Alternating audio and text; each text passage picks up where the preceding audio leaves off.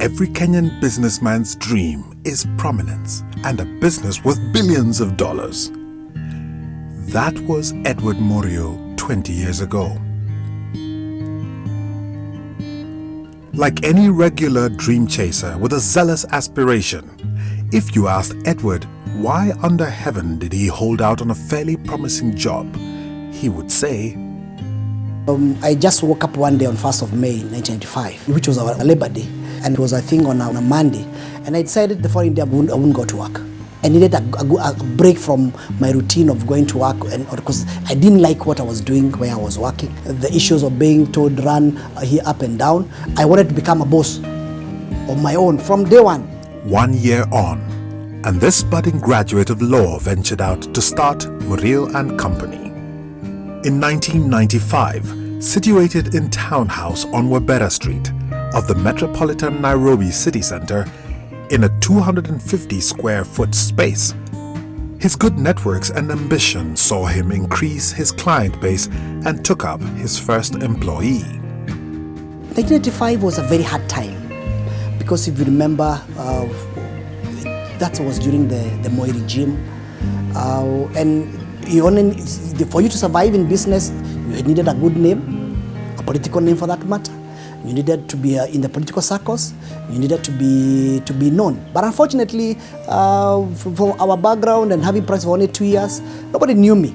But I knew a few things, and I knew that there is a gap. There's a gap in our legal industry. If you remember that there was a bit of halubalu about lawyers taking people's money, lawyers not paying clients their own money, and I decided for my game changer is to ensure that I bring something different. A difference in the sense that I bring back integrity to the practice. I ensure that that business which everybody was complaining about, that is insurance industry, I'm able to do it in a more ethical manner and a more professional manner to be able to give it a bit more reputation. Within a year, he invited Njoroge Mungai to join him as partner. Both Edward and Njoroge had to prove their innovative wit and ability to survive through massive competition. I finished my sixth form in 1984. And at that time, there was a huge backlog. There was a two-year wait before you would join university because there had been strikes before. So for the first couple of months, I had nothing to do. So in the estate, what I did was I started roasting maize, which I did for a few weeks. Then I started off as a court lawyer. We have changed it into a corporate law firm, and I've ended up doing both litigation and commercial law. And for me, the commercial law is completely self-taught. And the transition from a personal injury law firm to a corporate law firm, I think is for us one of the biggest achievements we've had in the firm.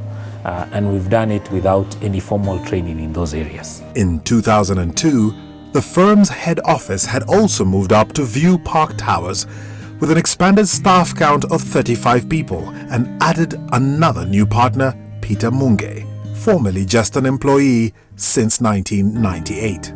The firm's continued expansion saw it reach an employee count of 80 by 2003 and moved yet again to Britax Centre to accommodate the growing numbers. By this point, the business focus had also evolved from ambulance chasing into the corporate arena. I participated in the presidential petition, and we did so with a couple of the lawyers from this firm, and that was a key milestone for us. The two largest IPOs in this region, Safaricom in Kenya and Braliwa in Rwanda. And in Rwanda, the Braliwa IPO was not only the first IPO in that country, but we also helped them write some of the laws that were necessary to do that particular transaction. We also did the acquisition by L'Oreal of Interconsumer, which was a significant transaction. And currently we're involved in the government's capacity assessment and rationalization program, which is the biggest reform program for the civil service in Kenya. Introducing exciting abstract ideas to the core of the business through added support sectors such as banking and real estate brought Esther Omulele as a new partner to handle this portfolio. The exponential growth led them to branch out in Mombasa under Isaiah Mungai, yet another partner. MMC then acquired land in the prestigious suburban area of Spring Valley and started construction on their new offices to cater for more growth. At the heart of the vision is the desire to satisfy client expectations. Today, we pride ourselves to be in the first, among the top tier law firms, for the 5 biggest law firms in this country, and in particular in East Africa. That's number one. We have about 8 partners. We have a staff of about 80. We are in Kenya. We are both in Nairobi and Mombasa, and we also have network in 24 African countries. And also we have international network with the law firms called ORIC, who we do what we collaborate from time to time depending on the kind of transaction, especially on the new and emerging legal business. The shift is towards the whole sub-Saharan African region. We have grown as a Kenyan firm, but we are now positioning ourselves and growing into a regional and a pan-African law firm. And that's driven by what is happening in sub-Saharan Africa. The corporates are growing, they're expanding into those regions. They need somebody who understands the laws in all the areas that they are going. So for us, it's a natural transition following our clients. Our clients are corporates and they operate within the region. Unique thinkers like Edward will tell you that what inspires hopeful individuals like him to bring great ideas to the surface and create commercial success is to provide innovative solutions with maximum value to clients. This realization has given rise to MMC Africa Law.